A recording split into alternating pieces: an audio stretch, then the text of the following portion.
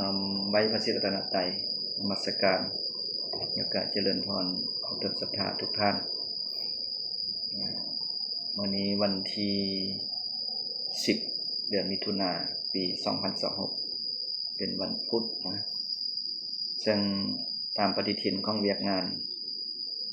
องค์การพุทธศาสนาสัมพันธ์ลาวแขวงสัญญบุรีก็คือเวียกงานการศึกษาสงแขวงมื้อนี้เป็นมือที่2ของการจัดตั้งปฏิบัติการสอบเซ็ง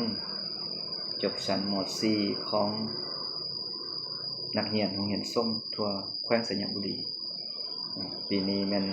จัดขึ้นในระหว่างวันที่9เนาะ9 10แล้วก็มื้ออื่น11 12เป็นมื้ออันแล้วนะซึ่งทั่วแขวงสัญญบุรีในปัจจุบันนี้มีอยู่11เมืองแต่เมืองที่มีโรงเรียนส่งนี่มีจำนวนอยู่7เมือง7เมืองก็คือเมืองแก่นเท้าเมืองปักลายเมืองธงมีไสเมืองสัญญบุรีเมืองหงซ่าและเมืองที่7ก็คือเมือง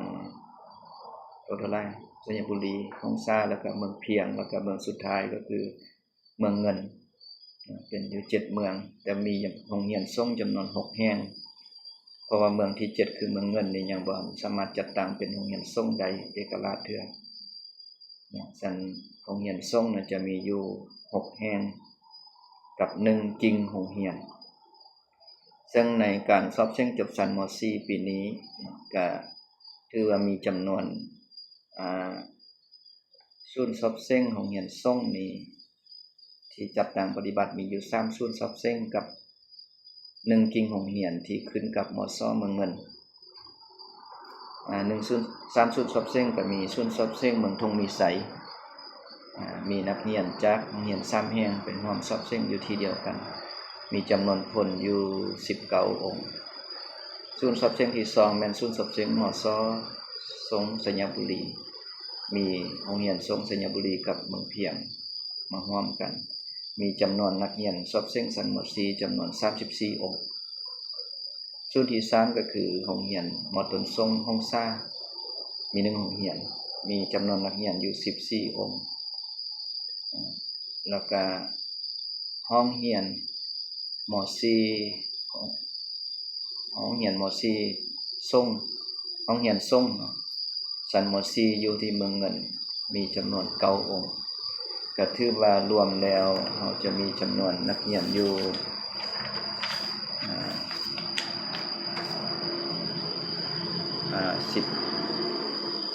19เนาะบวกกับ34แล้วก็บวกกับ14บวกกับ9ก็ถือว่าเราจะมีจำนวนนักเรียนจบชั้นม .4 ของโรงเรียนส่งจำนวนอยู่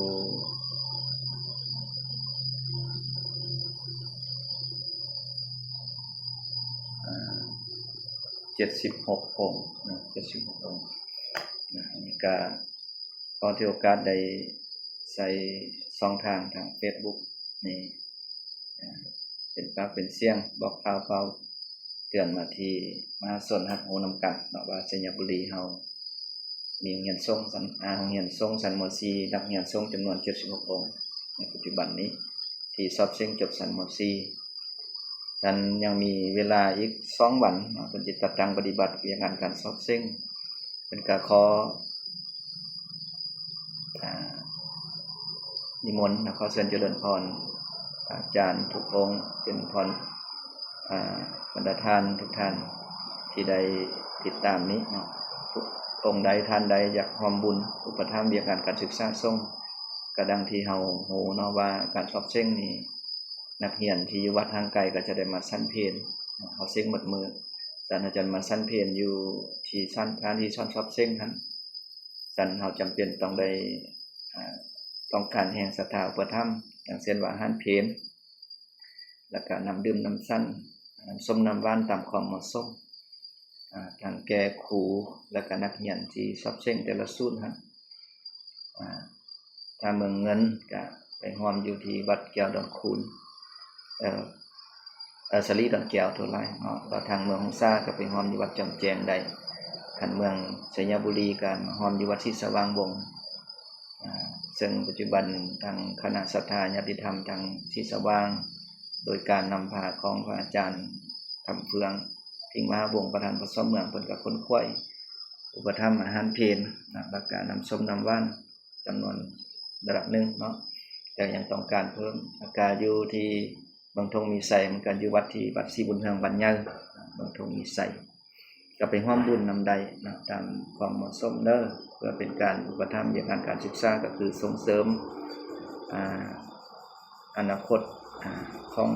ศาสตร์ของศาสนาส่งเสริมลูกหลานเยาวชนผู้เป็นอนาคตของศาสนาร่วมกันก็คือไอ้จัวน้อยแล้วก็ขอการเพียงสำนี้ท้ายที่สุดก็ขอใส่พรทุกคนทุกท่านจงมีแต่ความสุขความเจริญสุขภาพแข็งแรงปรมัยสมบูรณ์ปรารถนาสิ่งหนึ่งประการใดก็ขอดังคำมักคำปรารถนาทุกองค์ทุกท่านเทินขอนมัสการ